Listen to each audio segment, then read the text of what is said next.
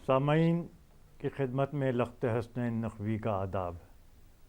तिजारत की बात में आज हम बात करने के लिए यहाँ पर हाज़िर हुए हैं। रिवायती सिस्टम ऑफ मेडिसिन और मॉडर्न मेडिसिन। गालिब ने तो खैर कहा था, दर्द मिन्नत कशे दवा ना हुआ, मैं ना अच्छा हुआ बुरा ना हुआ। शायद अगर जिस तरह की अफरा तफरी है आज के इलाज और मेडिसिन के इस्तेमाल में, शायद ये दुआ सभी करें, क्योंकि कुछ समझ ही में नहीं आ रहा कौन सी मेडिसिन लेनी चाहिए कौन सी नहीं लेनी चाहिए। इन सब मौज़ूओं पे बहस करने के लिए आज हमारे साथ स्टूडियो में मौजूद हैं जनाब अरशद सिद्दीकी साहब, जो चीफ़ मार्केटिंग ऑफिसर हैं हमदर्द के, और उनके साथ हैं हमारे डॉक्टर अनस फसी साहब, जो माहिर हैं और फिल वक्त वो कंसल्टेंट की हैसियत से प्रैक्टिस कर रहे हैं मुख्तलिफ़ अस्पताल में।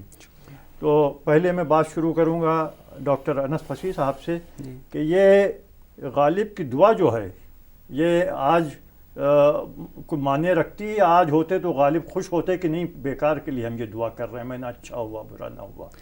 देखिए, मेडिसिन सिस्टम की जहाँ तक बात है, आज का पेशेंट का अगर देखें तो पेशेंट आज का रेस्टलेस है। उसको क्विक रिलीफ चाहिए, उसके लिए वो कोई भी मेडिसिन हो, चाहे उसके कितने ही साइड इफ़ेक्ट्स हों, वो यूज़ करता है। जबकि अगर ट्रेडिशनल सिस्टम ऑफ मेडिसिन, यूनानी सिस्टम ऑफ मेडिसिन को अगर फॉलो किया जाता है तो उसके लिए बेहतर ये कि जो उसे बीमारी है जिससे वो सफ़र कर रहा है वो तो कवर होगी ही, साथ साथ कई और ऐसी मुख्तलिफ बीमारियां हैं जिनके साथ इलाज होता रहेगा, और उसके अलावा उसको साइड इफ़ेक्ट्स जो है, मिनिमम साइड इफ़ेक्ट्स हैं, और इसके लिए ये बेहतर ज़्यादा तरीका ये है कि अगर इसको यूज़ किया जाए। अरशद सिद्दीकी साहब, आप तो बहुत बड़ा नाम है हमदर्द जो है, तो हमदर्द के सफ़र के बारे में थोड़ा सा आप मुख्तसर से रोशनी डालें कि ये हमदर्द कहाँ से शुरू हुआ। और आज तो कहते हैं बर्र सग़ीर में 3 ममालिक में इसकी ब्रांचेस हैं। जी, ये हमदर्द की शुरुआत हुई 1906 में। एक लाल कुएं में एक छोटा सा मतब था जहाँ से हमदर्द की शुरुआत हुई। हकीम अब्दुल मजीद साहब ने इसकी शुरुआत करी और इसका नाम दिया उन्होंने हमदर्द, जिसका मेन मकसद था sympathy for all, sharing pain for all. वो तो बहुत जाहिर सी बात है जैसा कि नाम है। और उस फिलॉसफी को उनके बेटे हकीम अब्दुल हमीद साहब ने इसको आगे बढ़ाया। हमीद साहब ने इसको एक छोटे से मतब से लेके आज जो हमदर्द है उसको हम वहाँ तक वो लेके आए हैं। और उनका बिगेस्ट कंट्रीब्यूशन ये रहा है कि उन्होंने जो ट्रेडिशनल नॉलेज थी उसको साइंटिफिक उससे वैलिडेट किया, ड्रग को मॉडर्नाइज किया, फॉर्मुलेशन वो करें। यही चीज़ जो उनके छोटे बेटे थे हकीम सईद साहब, जो पाकिस्तान गए और उन्होंने वहाँ पे हमदर्द पाकिस्तान शुरू करी, और जो उस वक़्त के जो फॉर्मुलेशंस थे वो वहाँ पे उन्होंने हमदर्द की शुरुआत करी। अच्छा। और इसी तरह चूँकि पाकिस्तान और बांग्लादेश एक ही कंट्री हुआ करते थे जी सन 71 से पहले। तो पार्टीशन के बाद वहाँ पे कुछ प्रॉब्लम्स आई, कुछ वो हुआ। वहाँ की एक फैमिली थी जिन्होंने हमदर्द को ज़िंदा रखा। तो हकीम सईद साहब ने वहाँ पे अपने जो पेटेंट्स थे, अपने जो भी थे, वो वहाँ पे हमदर्द बांग्लादेश में दिए। तब हमदर्द 3 हमदर्द हैं जहाँ पे है इंडिया, पाकिस्तान, बांग्लादेश। लेकिन इसके जो प्रोडक्ट्स हैं वो पूरी दुनिया में मशहूर हैं, पूरी दुनिया में मिलते हैं। जी फसी साहब, एक सवाल यही उठता है कि मॉडर्न मेडिसिन जो है वो ज़्यादा मकबूल हो रही है बनिस्बत आपके रिवायती जो तरीक़े हैं इलाज के, उसके पीछे क्या वजह है? ये देखिए, लेट्स सी, इसके पीछे जो मेन वजह है वो ये है कि यूनानी सिस्टम मेडिसिन का जो भी है पब्लिक जानती है कि इसके क्या इफ़ेक्ट्स हैं, और मॉडर्न सिस्टम के बारे में भी जानती है। But one thing I want to say कि we are just lacking pharmacovigilance. आप देखिए कि जो भी यूनानी कंपनीज़ हैं उनमें मेडिकल रिप्रेजेंटेटिव नहीं हैं। तो जब तक वो अनटिल अनलेस अपनी दवा के बारे में बताएंगे नहीं, मार्केट में सही तरीके से लॉन्च नहीं की जाएगी, तब तक वो इतनी ज़्यादा मकबूलियत नहीं पा सकती। इससे जुड़ा होगा क्योंकि आप मार्केटिंग के हैं सिद्दीकी साहब, आप सब मार्केटिंग पे जो एक बात निकलती है कि अगर मार्केटिंग आएगी तो मॉडर्न मेडिसिन जिस तरह से मार्केट हो रही, फार्मास्यूटिकल कंसर्न्स, आप आशना होंगे 2-4 किस्से यकीनन आपको इंसिडेंट होंगे आपके जहन में कि जहाँ पर अनएथिकल प्रैक्टिसेस इस्तेमाल की जा रही हैं to push their sale of their specific company. जी देखिए, चूँकि मैं इससे पहले फार्मास्यूटिकल से भी जुड़ा रहा हूँ और इससे काफ़ी दिनों से जुड़ा हुआ हूँ, अनएथिकल प्रैक्टिसेस हर जगह होती हैं और यही होता है कि शॉर्ट टर्म एडवांटेज, लड़के के पास सेल्स प्रेशर है, कंपनी के पास टारगेट प्रेशर्स हैं, तो वो अनएथिकल चीज़ें इस्तेमाल करती हैं। लेकिन जहाँ तक आपने फरमाया कि मेडिकल रिप्रेजेंटेटिव नहीं होते हैं, और यह है जो बेसिक प्रॉब्लम है यूनानी सिस्टम में और जो सिचुएशन है, आई वुड से कि यहाँ पे नॉलेज शेयरिंग जो है वो बहुत ज़्यादा लिमिटेड है।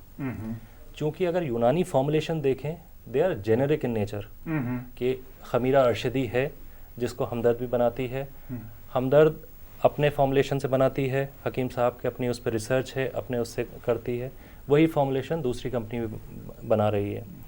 अगर आप किसी हकीम को बताएं कि हकीम खमीरा हकीम अरशद वाला, तो एक वो समझ जाएगा कि किसके लिए है। लेकिन खमीरा अरशदी के बहुत सारे नए इंडिकेशंस हैं जो बहुत सारे हकीमों ने तजर्बा किए हैं, लेकिन वो चीज़ कहीं डॉक्यूमेंट नहीं है, कहीं पता नहीं चली है। तो ये भी एक वजह है कि अगर ऐसी चीज़ हो जो हमदर्द हम लोग कर रहे हैं हमारे मजीदिया हॉस्पिटल के साथ, और हमारे जो क्लिनिक्स हैं, डॉक्यूमेंटेशन आपने डॉक्यूमेंटेशन शुरू किया है, और वही चीज़ जो है कि हम दूसरे हकीमों से शेयर करें कि इस प्रोडक्ट के क्या अदर बेनिफिट्स हैं। जी, तो ये शुरुआत हम लोग करने जा रहे हैं। डॉक्टर पसी, इसी बात से निकलती है बात कि ये जो है ये वाकई में एक मॉडर्न मेडिसिन जो है वो अबव द बोर्ड उसके फील्ड ट्रायल होते हैं, लैब के अंदर होते हैं, उसके लिए एक अलग फंड रखा जाता है, फार्मास्यूटिकल कंपनीज रखती हैं बाकायदा, और उसकी खबरें आती रहती हैं कि फील्ड ट्रायल हो रहे हैं, कि एड्स की ये दवा जो है कहाँ तक कामयाब हुई है, कहाँ तक नहीं कामयाब है, कैंसर ड्रग पे काम हो रहा। तो वी आर अवेयर कि क्या क्या हो रहा है। ये हमारी जो रिवायती सिस्टम ऑफ मेडिसिन है, इसके अंदर एक अजीब सी चुप्पी रहती है, आप लोगों को दिलचस्पी नहीं, जहाँ पर टिका हुआ था वहीं पे टिका हुआ सारा निज़ाम जो है आपका। लेट्स सी, ये अब ऐसा नहीं है। अब एक्चुअली ऐसा है कि जब से रिसर्च डेवलपमेंट का डिपार्टमेंट जो बने हैं, बेसिकली आयुष डिपार्टमेंट, जिसमें आयुर्वेद, योगा, यूनानी, सिद्धा, होम्योपैथी है, उसके डिविजन्स में जो CCRUM है, जो कि सेंट्रल काउंसिल फॉर रिसर्च इन यूनानी मेडिसिन है, ये अब R&D और इसके ज़रिए से जो काम चल रहा है उसमें काफ़ी मतलब पहले से अगर आप देखें तो काफ़ी ज़्यादा चेंजेस आ गए हैं। इंटरनेशनली पेपर पब्लिश्ड होते हैं, रिसर्च वर्क चलता है, और उसके साथ में जैसे कि आप और भी देखें, मोस्ट कॉमनली ड्रग है इंडिया में अश्वगंधा, सर्पगंधा, रावल्फिया सर्पेंटिना, जैसे असरॉल के नाम से बताया गया है।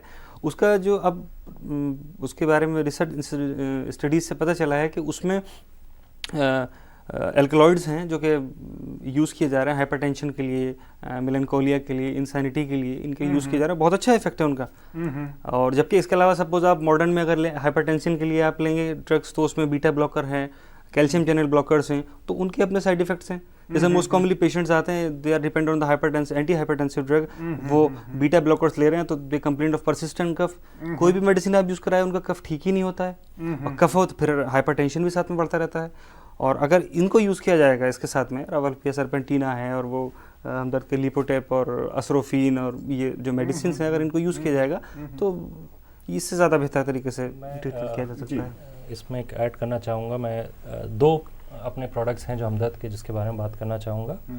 जैसा कि आपने कहा कि हम लोग क्या खामोश बैठे हैं, नॉलेज को अपने साथ दबाए हुए हैं। ये जो हमारा प्रोडक्ट है लिपोटैप, जो अभी हमने लॉन्च किया है, वो कोलेस्ट्रॉल लोवरिंग के लिए है। इसका एक फॉर्मुलेशन हमें पता लगा कि अलीगढ़ में कोई साहब थे जो इसको इस्तेमाल करते थे, लहसुन, हल्दी, और उनका अपना जो कहते हैं ना कि गांव में वो चले जाओ तो पीलिया उतार देते हैं, या इस तरह का, जिसको हमारे हकीम साहब ने देखा, और इसके ऊपर 10 साल रिसर्च करी।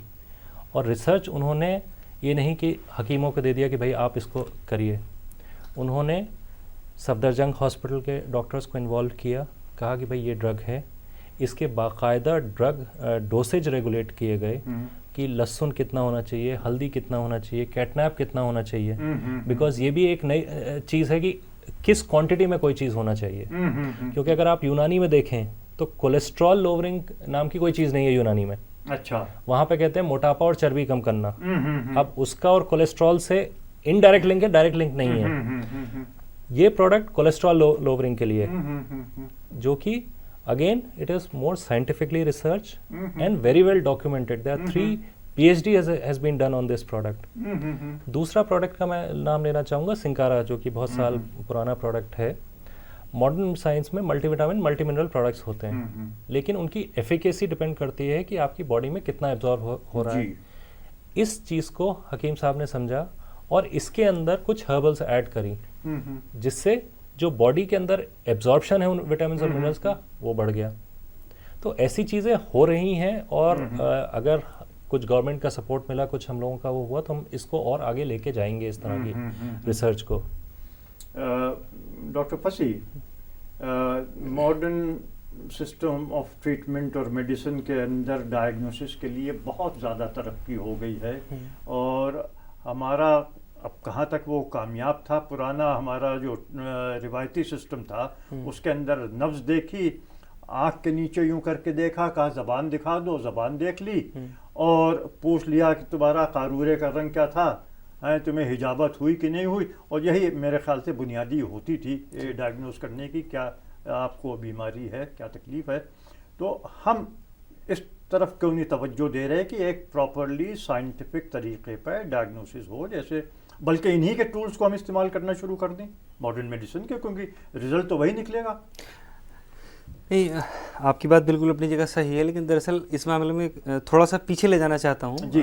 Basically father of Unani medicine is Hippocrates. The time was 384 to 460 BC, before the birth of Christ, और he was the father of medicine also, modern medicine also. In 1944, Sir Alexander Fleming patented first antibiotic medicine, penicillin from Notatum Chrysogenum।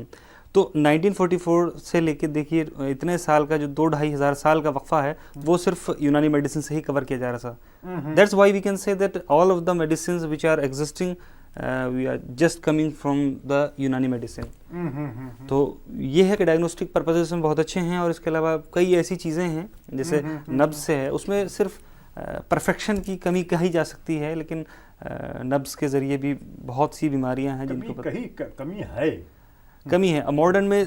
लेकिन ये है कि modern ने अपनी progress की, लेकिन modern ने उन चीज़ों पर नहीं की, उनकी डायरेक्शन थोड़ा अलग थी। मॉडर्न में सिर्फ अगर पल्स देखी जाती है तो सिर्फ पल्स देखी जाती है, पल्स रेट देखने के लिए, अदरवाइज किसी और चीज़ के लिए यूज़ नहीं किया जाता। जबकि यहाँ पर ये है कि 26 टाइप की नब्ज इस तरह की होती है कि अगर वो चलने लगे तो पेशेंट की मौत की दलालत की जा सकती है। और बेसिकली अगर नब्ज में और ज़्यादा डीप में जाएं तो near about more than 250 types of pulse are there. उस पर और ज़्यादा परफेक्शन की थोड़ा ज़रूरत है। सिद्दीकी साहब, एक सवाल उठता है एथिक्स के, हमारी ट्रेडिशनल मेडिसिन जो हैं मार्केट करते वक्त उसके ऊपर कोई रेगुलेशन नहीं है, इस चीज़ को हमें तस्लीम करना पड़ेगा, क्योंकि कोई एक बॉडी नहीं है जो उसको कर सके। हर घर के अंदर बन जाता वही फॉर्मुलेशन जो है, और नतीजा ये होता है कि we get a bad press in the international market. जी, इसके ऊपर आप क्या कहना चाहेंगे? जी, आपकी बात से मैं इत्तेफाक रखता हूँ कि बहुत सारी कंपनीज़ हैं जो कि सो कॉल्ड अनएथिकल प्रैक्टिस कर रही हैं, मैं उनके नाम नहीं लेना चाहूँगा, और उनकी अगर आप एनालिसिस करें तो आपको पता लग जाएगा कि जो उन्होंने प्राइस रखी है और जो इंग्रेडिएंट प्राइसेस हैं उससे पता लग जाएगा कि वो चीज़ें नहीं मिला रहे हैं या उस मकदार में नहीं मिला रहे हैं। जैसे बहुत सारी गोल्ड बेस आइटम्स हैं, तो वो आप पता लगा सकते हैं। जो आपने बात करी इंटरनेशनल मार्केट की, अगर हमें ग्लोबल मार्केट में कॉम्पीट करना है तो हमारे पास जो हमारे प्रोडक्ट्स हैं, जो हमारी नॉलेज है, उसको हमको साइंटिफिकली वैलिडेट करना पड़ेगा। अगर हम नहीं करेंगे तो हम पीछे रह जाएंगे। आज की तारीख में यूएस गवर्नमेंट जो है, यूएस FDA जो है, वो बिलियंस ऑफ डॉलर्स इन्वेस्ट कर रही है to understand alternative system of medicine. There are lot of pharmaceutical companies जो कि ट्रेडिशनल सिस्टम ऑफ चाइनीज़ में जाके उनके फॉर्मुलेशन से टाई अप करके उसमें R&D कर रही हैं। वही ज़रूरत आज हम लोगों को है कि हम लोगों को नए दौर में अगर सरवाइव करना है, उनके साथ चलना है और इस थेरेपी को आगे लेके जाना है, तो हमारे भी साइंटिफिक वैलिडेशन होना बहुत ज़रूरी है। इसी से ये सवाल अब आपके पास आता है, साइंटिफिक वैलिडेशन जो सिद्दीकी साहब ने कहा, तो डॉक्टर साहब इसके ऊपर हम लोग कोताही क्यों कर रहे हैं कि हम वही घिसे पिटे तरीके से अपना दवा लिख देते हैं और घिसा पिटा जो रिज़ल्ट आता है इसकी तरफ हम सीरियसली शायद तवज्जो नहीं दे रहे हैं, तो इनसे बात उठती है। तवज्जो देने का ये है कि जब से इसमें रोल रहा है गवर्नमेंट की इसमें पहले जो तवज्जो थी उसमें भी थोड़ा बढ़ोतरी हुई है इस तरह से लोगों की नॉलेज में भी इजाफा हुआ है और धीरे धीरे थोड़ा सा काम चल रहा है। लेकिन बात अहम ये है कि what the speed we are taking, जो जिस स्पीड से हम चल रहे हैं वो स्पीड अभी तक नाकाफ़ी है चलने के लिए। इसमें और सरकारी इनिशिएटिव, ये तो प्रैक्टिशनर्स जो हैं उनको इस चीज़ का अवेयरनेस होना चाहिए कि सुनो, अगर हमको 21वीं सदी की मार्केट में सरवाइव करना है और अपने इस तर्ज अमल को, इस तरह की लाइन ऑफ ट्रीटमेंट, बात आपकी बिल्कुल सही है। इसमें सबसे ज़्यादा एक प्रॉब्लम ये आती है यूनानी सिस्टम ऑफ मेडिसिन के लिए मोस्टली, जैसे सपोज पेशेंट को दिया गया जोशाना, अब आज का पेशेंट इतनी ज़्यादा परेशानी उठाना नहीं चाहता, अब वो जोशाने के लिए पानी में भिगोना पड़ेगा, फिर गर्म कर उसको पिया जाएगा, या फिर और माजून जवारिशात या और जितनी चीज़ें हैं। इसको अगर सवाल है, जोशाना मुफीद है यकीनन, मगर आप इंटरनेशनल मार्केट में जाएंगे तो कहेंगे पहले मुझे इसका फील्ड ट्रायल दिखाओ, इसका साइंटिफिक वैलिडेशन दिखाओ कि जोशानदे के कोई साइड इफेक्ट्स तो नहीं होते हैं। अगर जोशानदा हमारे लिए अच्छा है तो अमेरिकन मरीज के लिए भी उतना ही मुफीद होना चाहिए, मगर वो इजाज़त नहीं देगा शायद आपको कि वहाँ पर आप उसको मार्केट कर सकें, है नहीं? जी, आप बिल्कुल सही फरमा रहे हैं। जैसे आपने फरमाया, दो चीज़ें हैं, एक जो हमारा डोसेज फॉर्म है, जो हमारा फॉर्मेट है।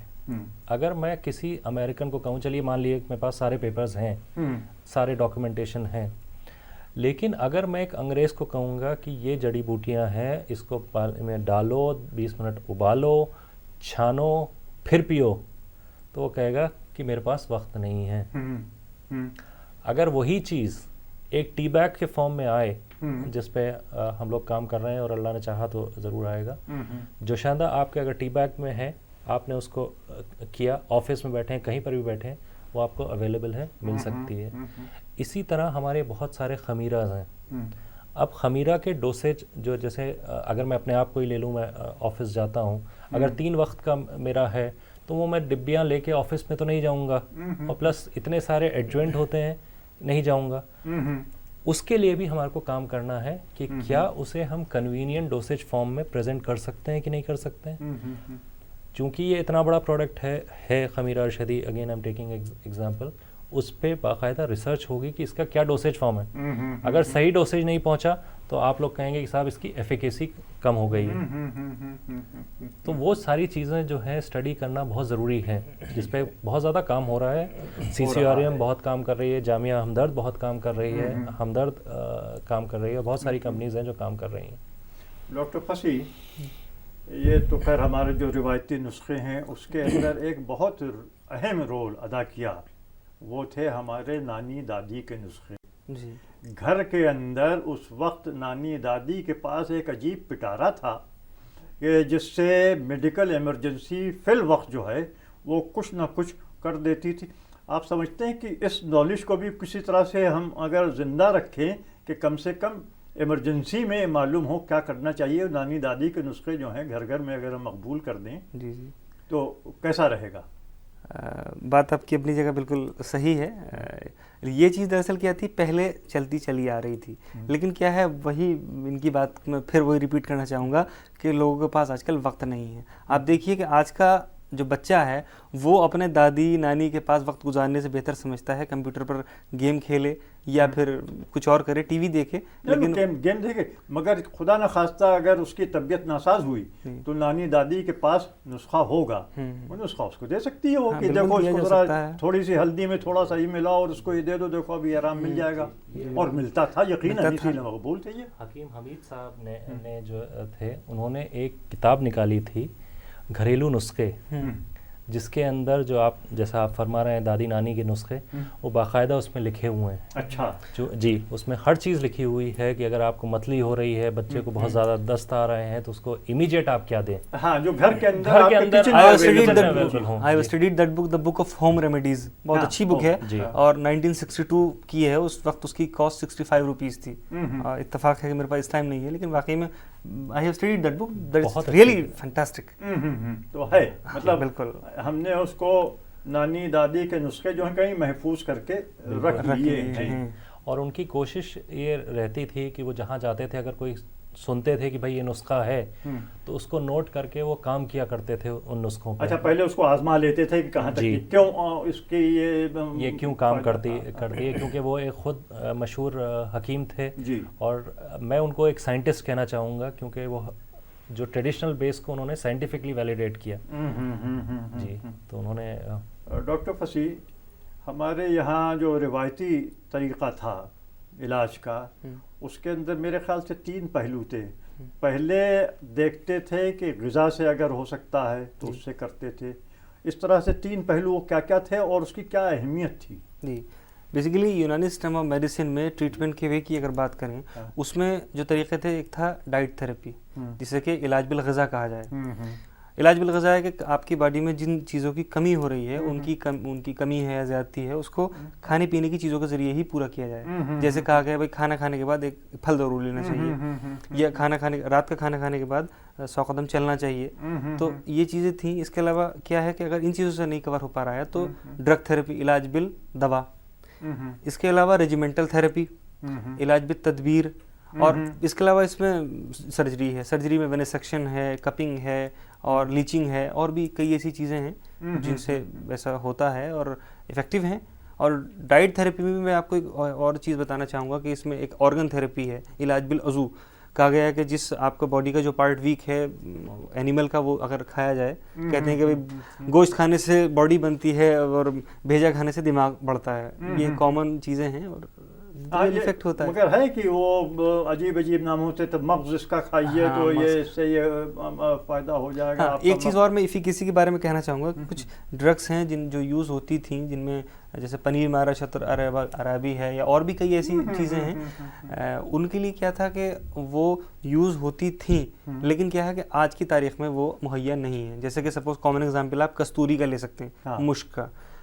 इंटरनेशनल मार्केट में उसकी कॉस्ट जो है 24 लाख है, और वो भी ओरिजिनल नहीं है, इसकी कोई गारंटी नहीं है। तो ड्रग्स में जब ओरिजिनल चीज़ें नहीं पड़ पा रही हैं, इंग्रेडिएंट्स उसके अज्जा नामुकम्मल हैं, तो हाउ कैन वी एक्सपेक्ट कि हमारी दवा में वो असर आए।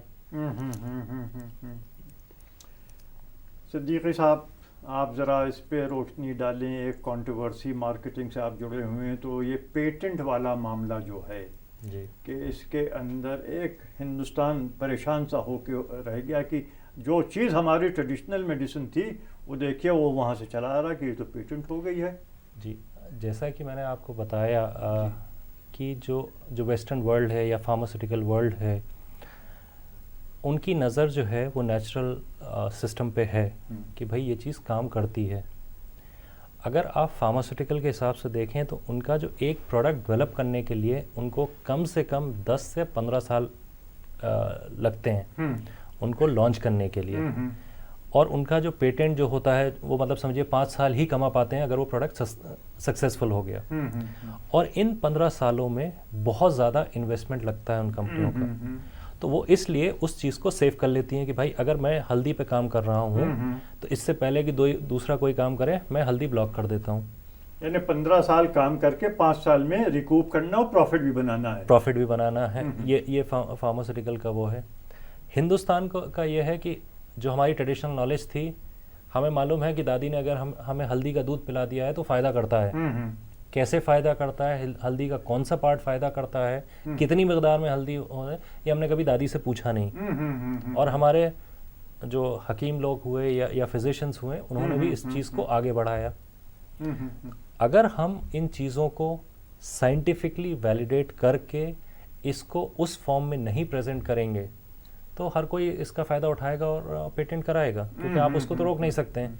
आज एक दुनिया को कहते हैं ग्लोबल विलेज, उसके अंदर तो उसके अंदर कंपटीशन है, तो अगर और आप शायद उसके अंदर डॉक्टर फसी हम लोग जो हैं क्योंकि compete नहीं कर पा रहे हैं, तो बहुत सारी शिकायतें आई हैं कि ट्रेडिशनल सिस्टम के जो प्रैक्टिशनर्स हैं वो अनएथिकल तरीक़े इस्तेमाल कर रहे हैं, यानी अपने फॉर्मुलेशंस में मॉडर्न मेडिसिन के एलिमेंट डाल देते हैं, कॉर्टिसोन डाल देंगे या एंटीबायोटिक मिला देंगे और उसको पीस के दे देंगे और हमें फ़ौरन से शिफा हो जाती है और हम तारीफ़ आपकी करते हैं। उसका नफ़ा नुकसान नफ़ा तो कुछ है ही नहीं, उसमें तो नुकसान ही नुकसान है। बेसिकली क्या है कि ये जो चीज़ें हैं मोस्टली की जाती हैं, they are the quacks, medical practitioner जो होते हैं उनमें ये ज़्यादा की जाती है, क्योंकि उनका ये यकीन नहीं होता है कि हाँ भाई हमारी ड्रग असर करेगी, क्योंकि उन्हें they are just lacking of self confidence, उन्हें खुद पर कॉन्फिडेंस नहीं है, इसलिए ड्रग पर कैसे कॉन्फिडेंस होगा। और साथ में कॉर्टिकोस्टेरॉइड की आपने बात बताई, हाइड्रोकॉर्टिसोन और डेक्सामेथासोन, बीटामेथासोन वगैरह, ये अगर यूज़ किया जाए तो ये basically corticosteroid they have no role, but the main function of corticosteroid, they increase the absorption rate of drug। वो आप खाना खा रहे हैं रोटी के साथ, सपोज अगर उसको ले रहे हैं तो उसका बेटर एब्जॉर्प्शन होगा सिर्फ, उसमें वो यूज़ इस तरह से करते हैं, but they are the unethical ways and we don't try to accept these type of ways. और अगर एक क्वालिफाइड डॉक्टर है तो वो ऐसा कभी नहीं करेगा, क्योंकि he has when he is the doctor he has taken the Hippocratic oath, and Hippocratic oath में ये सब चीज़ें हैं कि इन चीज़ों से अवॉइड करना चाहिए। बहरहाल वही है कि मछली जो है, और सिर्फ क्वैक्स तो हैं ही हैं, क्वैक्स तो उनके यहाँ भी हैं। खैर वो जो डॉक्टर जो है गांव के अंदर जाके बन जाता है, MBBS की डिग्री लेता है और उल्टे सीधे इंजेक्शन भी लगाता है, वो that is a separate issue मेरे ख्याल से, इससे उसका नहीं है। मगर बहरहाल कि एक जैसे होम्योपैथी है, इसके अंदर जिसको देखिए वो होम्योपैथ बन जाता है। मान लो रिटायरमेंट के बाद हमने 10 किताबें पढ़ी और होम्योपैथी की प्रैक्टिस बन गए। इसके ऊपर कोई रुकावट होनी चाहिए है कि नहीं होनी चाहिए है? जी बिल्कुल होना चाहिए, और ख़ासकर जो अल्टरनेटिव मेडिसिन है उसके प्रैक्टिस करने वालों का रेजिमेंट स्ट्रिक्ट होना चाहिए। क्योंकि अगर आपको लगता है कि आप नब्ज़ देख के, या हमारी डिजीज़ एंड ट्रीटमेंट की बुक है जिसमें कि क्या इंडिकेशन है, कौन सी दवा देना है, अगर आप पढ़ के दे रहे हैं तो वो गलत है। क्योंकि नफ्स को देख के सही डायग्नोस करके सही दवा देना, उसके लिए एक्सपीरियंस चाहिए होता है। तो ये जो चीज़ें हैं ये ख़त्म होना चाहिए। क्योंकि अगेन अगर आप यूनानी में भी देखें, और डॉक्टर साहब सही बता पाएंगे, क्योंकि दवा आपके मिजाज के हिसाब से दी जाती है। अगर आपका मिजाज गर्म है तो उसकी कुछ ठंडी फॉर्मुलेशंस हैं, अगर आपका मिजाज ठंडा है तो उसके लिए गर्म वो है। और अगर किसी क्वैक ने देख के उल्टा दे दिया तो भाई दवा है, नुकसान तो करेगी। उसके नुकसान से क्या फ़ायदा होता है, अरे इसमें होम्योपैथिक में तो कोई इलाज ही नहीं है, देखो मेरे को फ़ायदा नहीं हुआ या मेरे को नुकसान हो गया। तो इस चीज़ को तो और ज़्यादा रेगुलेट होना चाहिए। क्योंकि एक मॉडर्न फिजिशियन जो डॉक्टर होता है वो पहले आपकी ब्लड टेस्ट देखेगा, आपका अल्ट्रासाउंड देखेगा, एक्सरे देखेगा, सब कुछ देखेगा।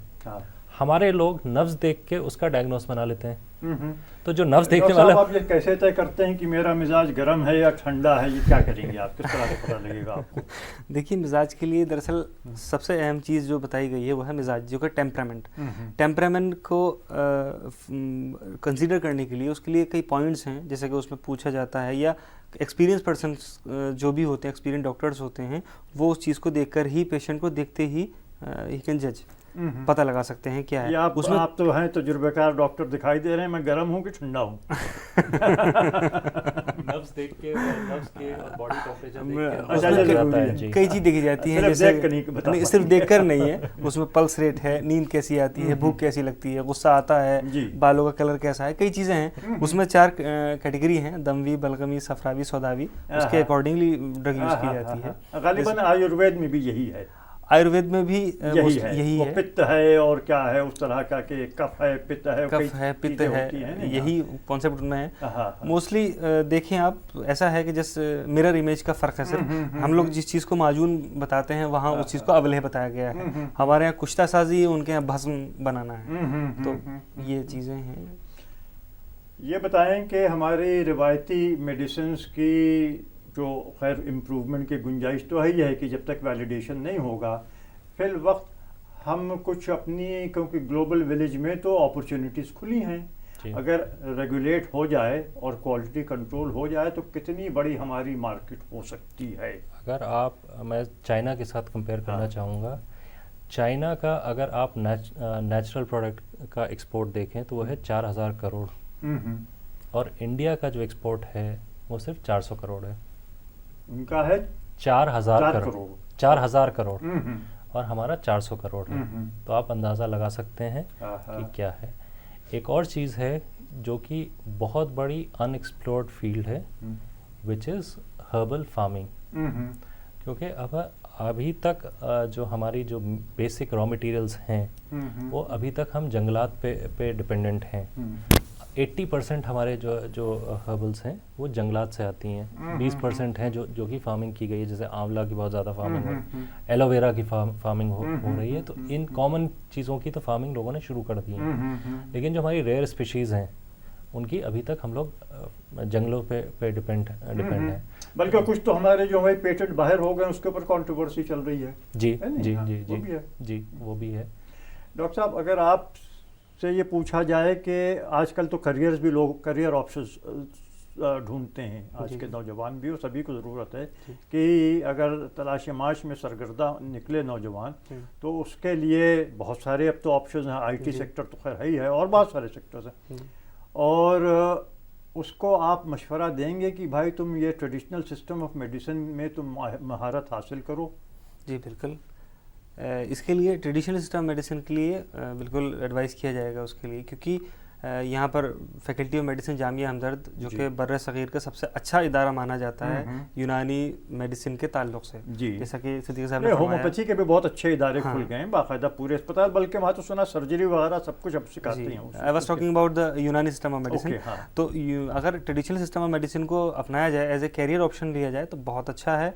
और इसमें आगे भी फ्यूचर प्लान्स के बारे से भी देखें। अब हालांकि ऐसी बात नहीं, यूनानी में भी एमएस होता है, अलीगढ़ में और उस्मानिया यूनिवर्सिटी वगैरह में एमएस की फैसिलिटी है, इवन जामिया हमदर्द में और भी कई जगह एमडी का है। और अगर इसमें करियर बनाते हैं तो उसके फ्यूचर प्रोस्पेक्ट्स बहुत अच्छे सामने निकल कर आते हैं। जैसा कि अब है कि इंटरनेशनल मार्केट में अल्टरनेटिव सिस्टम ऑफ मेडिसिन को अपनाया जा रहा है, क्योंकि लोग थक चुके हैं मॉडर्न मेडिसिन खा के और उनके साइड इफेक्ट से परेशान होकर। यहाँ प्रॉब्लम क्या होती है कि पेशेंट आता है तब कि भाई डॉक्टर साहब मैंने वहाँ दिखाया अब यहाँ आया हूँ, तो घूम फिर कर ही वो आता है। तो इस मेरा तजुर्बा दूसरा है, पहले आपके पास आता है, फिर देखता है कुछ नहीं बना, बहुत मर्ज बिगड़ गया है तो मॉडर्न मेडिसिन की तरफ जाता है। पहले होम्योपैथी से शुरू करता है, फिर शायद इधर आता है, फिर वो उधर चला जाता है कि भैया कम से कम कोर्टिजोन दे के हमें ठीक तो कर देंगे वो। नहीं, मेरे एक्सपीरियंस में ऐसा रहा है कि अब तक घूम फिर कर हमारे पास ही आया। चलिए, बहुत मुबारक हो गया। बिल्कुल ऐसे ही हमारे हमदर्द दवाखाने में भी होता है, हमारा जो क्लिनिक है। खैर, जो आपने करियर की बात करी, मैं आपको दो तस्वीरें दिखाता हूँ। एक हकीम साहब हैं, नाम नहीं लूँगा, जो 500 रुपये चार्ज करते हैं पर पेशेंट, और उनके यहाँ अपॉइंटमेंट से वो देखे जाते हैं। तो एक हकीम वो हैं। एक हकीम हैं जिनके यहाँ सुबह 4 बजे से नंबर बढ़ता है और 10 बजे 350 पेशेंट लेने के बाद दरवाज़ा बंद हो जाता है। अच्छा। एक वहीं पे एक MBBS डॉक्टर हैं जो मक्खी मार रहे हैं। इसी तरह कुछ हकीम भी हैं जो दूसरी तरफ चले गए होंगे। अगर आप इसमें करियर बनाना चाहते हैं, इसमें बहुत स्कोप है, लेकिन इस सिस्टम को आप समझें, क्योंकि ये सिस्टम डिपेंड करता है कि आपका जो आप उसका देख रहे हैं इलाज कैसा आप आइडेंटिफाई कर पा रहे हैं, उसका मरज़ है कि नहीं है। प्लस एक और चीज़ है जो कि अभी बहुत नेसेंट स्टेज पे है, फिजियोथेरेपी। जो यूनानी फिजियोथेरेपी है, आप अगर मॉडर्न फिजियोथेरेपी देखें या आयुर्वेदिक थेरेपी देखें, वो पंचकर्म की बात करते हैं, हम लोग बात करते हैं 7 कर्म की। And it is much more effective than any system of, so that is also a very very growing field. तो इसमें फील्ड है, लेकिन पहले इस सिस्टम को समझें, इसके अंदर पोटेंशियल है। लेकिन अगर आप ये सोच रहे हैं कि अगर मुझे पहले रिफॉर्म किया जाए जी के अंदर इंटरनल रिफॉर्म, जी, उसके बाद फिर जो है as a career option, as a career option, जी जी, आप ये नहीं कि कहीं एडमिशन नहीं मिला तो चलो ठीक है कि ये खाली, ऐसा ना करें। आए तो आप ये समझ के आए कि हाँ। और सबसे जो पॉजिटिव एडवांटेज है वो इसमें यही है कि हमेशा अपनी प्राइवेट प्रैक्टिस का ऑप्शन तो ओपन रहता ही है। जैसा कि आप देखें हर जगह होता है, वक्त की कमी है, बहुत इसके ऊपर लंबी चौड़ी बात हो सकती है। बहरहाल इतना ब्लीक नहीं है इस ट्रेडिशनल सिस्टम ऑफ मेडिसिन का फ्यूचर जो है। आप लोगों ने बहुत रोशनी डाली। अरशद सिद्दीकी साहब, मैं आपका बहुत शुक्रगुजार हूँ, आप स्टूडियो में आए, और डॉक्टर अनस फसी साहब का भी मैं बहुत शुक्रगुजार हूँ कि बहुत सारी ऐसी मालूमात हमको दी जो हमारे सामईन यकीनन उससे फ़ायदा उठाएंगे। तो ट्रेडिशनल सिस्टम ऑफ मेडिसिन, और खैर इसके अंदर बहुत सारी कि इसको रिफॉर्म तो चाहिए है, इसको मॉडर्न मेडिसिन के साथ compete करना है, रिसर्च एंड डेवलपमेंट के ऊपर तवज्जो देनी होगी, क्वालिटी कंट्रोल पे तवज्जो देनी होगी, और क्वेक्स जो आ गए हैं, नकली डॉक्टर जो आ गए हैं, इस पेशे को बदनाम कर रहे हैं, अगर ये सब हटा दिया जाए तो ये बहुत ही अभी भी बहुत ही मुफीद सिस्टम ऑफ मेडिसिन है, और इसको हमको मकबूल करने के लिए हर कोशिश करनी चाहिए। इसी के साथ इस एपिसोड को ख़त्म करने की इजाज़त चाहते हैं। आदाब, शुक्रिया।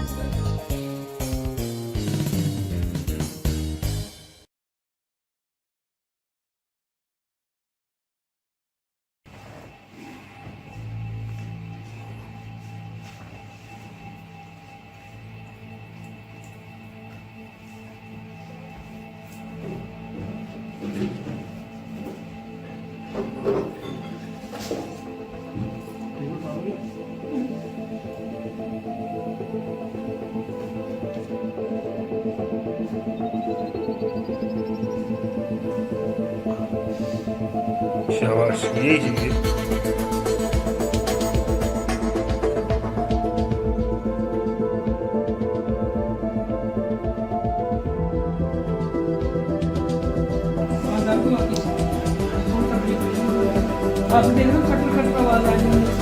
ये तो है खेल सर, हाथ भी नहीं जा रहे ना। हाँ, शोल्डर सेट करो मनोज साहब, फिर अभी आप देख रहे हैं कि इनको शर्ट पहनाएंगे, फिर कहेंगे इन सब निकालो। अच्छा ठीक है, इन्हें तो मैं यूट्यूब से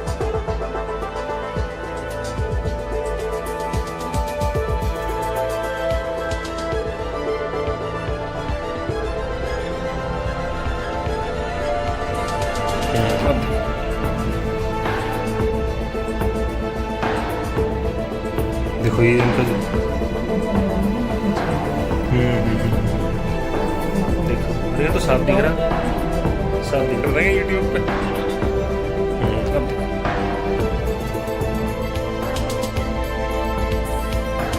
देखो ये इनका देखो ये तो साफ दिख रहा, साफ दिख रहा।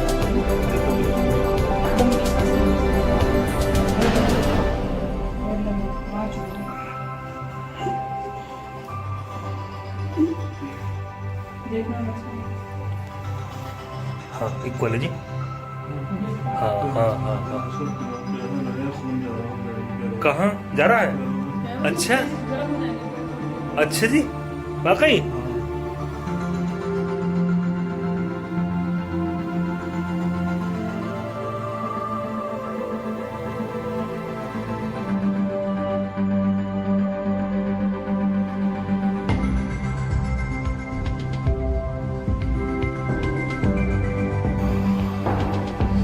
अच्छा रगे जाम दीन की है पैर।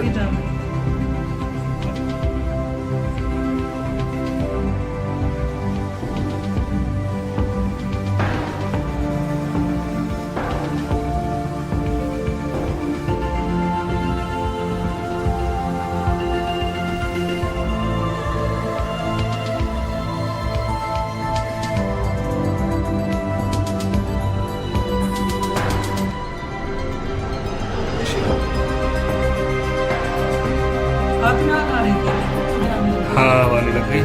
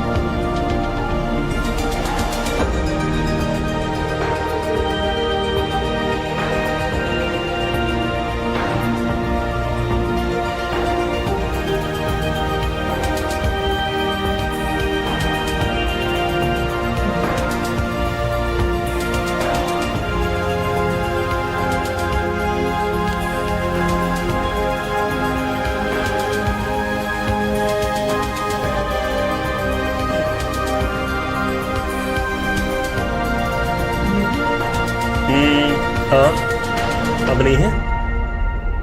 अरे वाह, हाँ देखो सॉफ्ट, ये तो पकड़ो ना आराम से। देखो देखो देखो देखो, अरे वाह देखो, अरे वाह बहुत बढ़िया जी, वेरी गुड। अरे अब तो ऐसी ये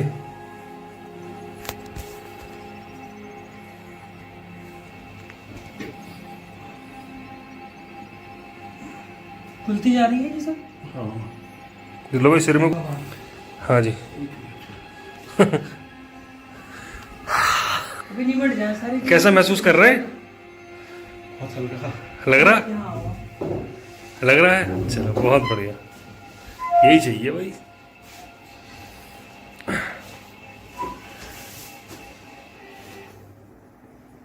देखो ना सर, देखो एक मिनट रुको, मैं इससे देखूं, ये इनका डाउन है। सीधे देखो दिल। हाँ डाउन साफ दिख रहा। बिल्कुल लूज छोड़ेंगे आप, यहाँ रखिए। बिल्कुल ढीला छोड़ेंगे, है ना, बिल्कुल ढीला। लंबी सांस लेंगे अंदर, बाहर छोड़ देंगे।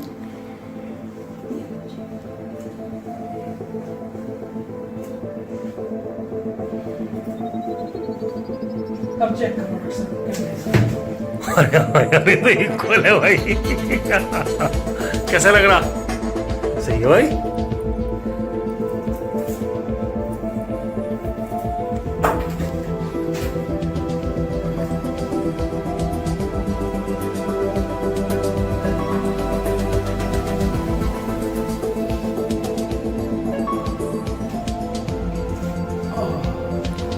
आया ये, हाँ जी गर्दन घुमा के देखो। हाँ जी हाँ बताओ। हाँ तो छुड़ा देना।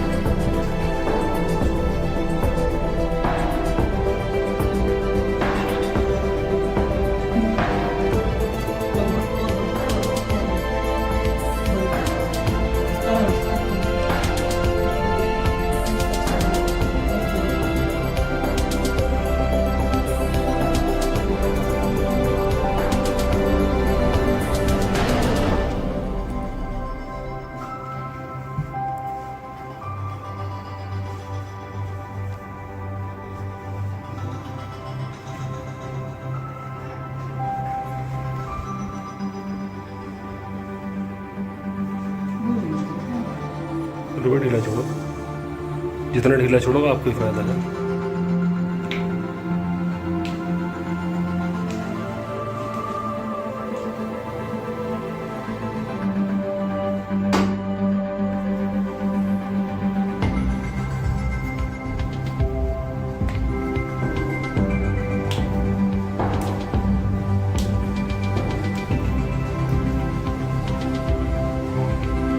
कुछ हड्डियाँ ऐसी होती हैं कि आवाज़ नहीं आती, लेकिन मरीज को सब पता चलता है। अच्छा कोई ऐसी है नहीं जो मतलब निकली ना हो। अच्छा, सारी फाल्ट थे।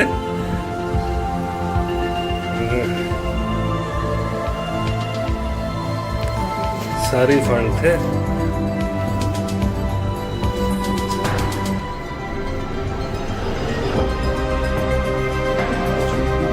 लंबी सांस लेंगे।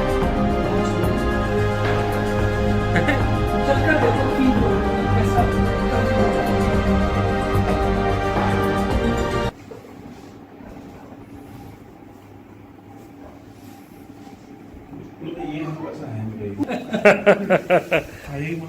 बिल्कुल ऐसा शरीर खुल गया होगा। मैं सर में गैस और जो आते चक्कर उसके चक्कर आते ये इसी वजह से है। करने उई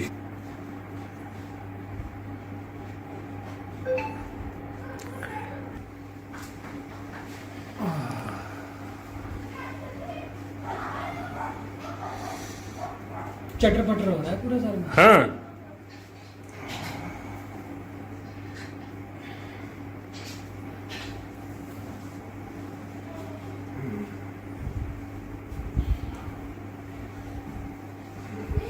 पैरों में कैसे ब्लड चलता हुआ महसूस हुआ आपको? जैसे कोई बंद था खुला। मेरे पैरों अब में एक ऐसा काम हो रहा करो है। आप, हाँ। इस टी शर्ट को पहनो। हम्म।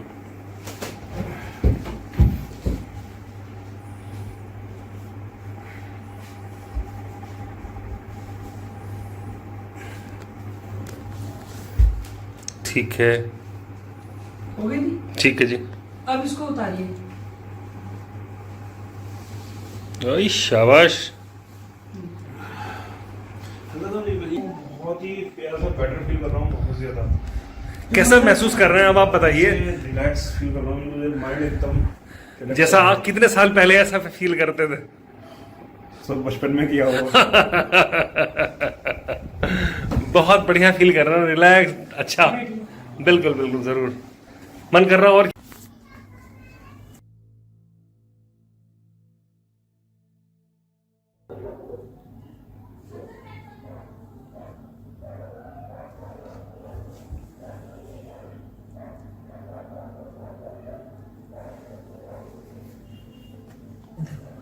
बिल्कुल हल्का लूज छोड़ेंगे बॉडी, ठीक है।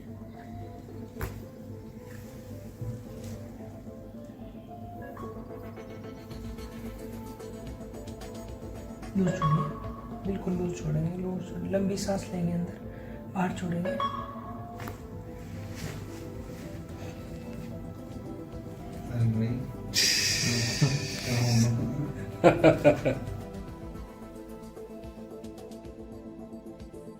अपना बाहर छोड़ेंगे। छोड़ो। ठीक है, फिर से बाहर छोड़ेंगे। ठीक है, फिर से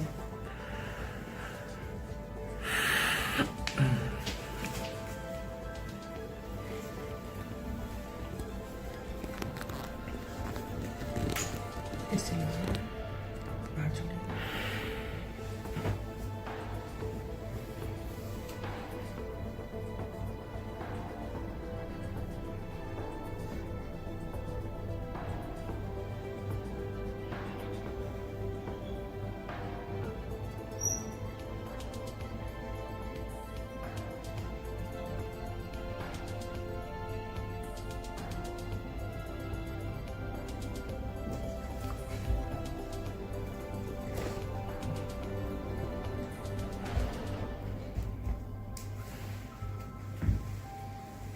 उतार दूँ ये सब? हाँ जी बिल्कुल। ये तो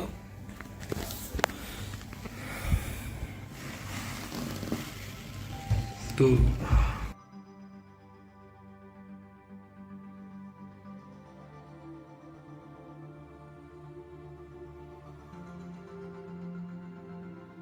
कई दिन की हो गई, क्योंकि देखो खाल भी इससे वो है।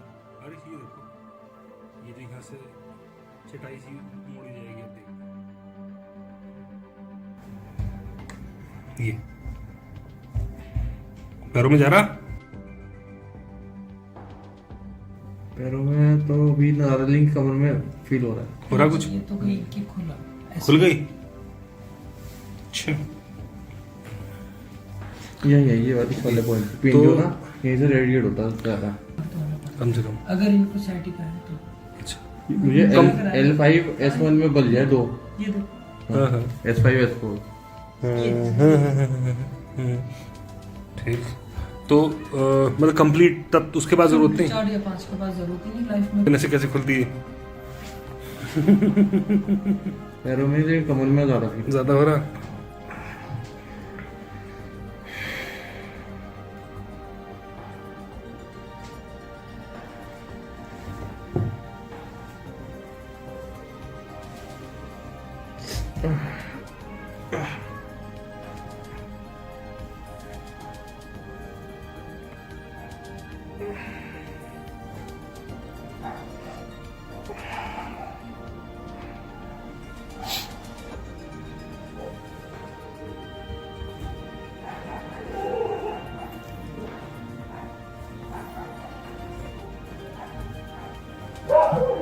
सांस लीजिए, बाहर छोड़िए।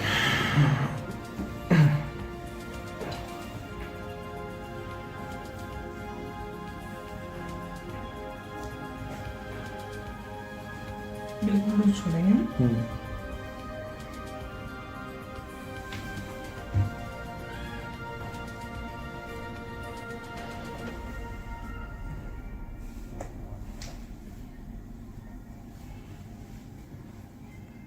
करवट लेंगे, इसको आंखों मोड़ लेंगे, इसको ऊपर, इसको सीधा करेंगे।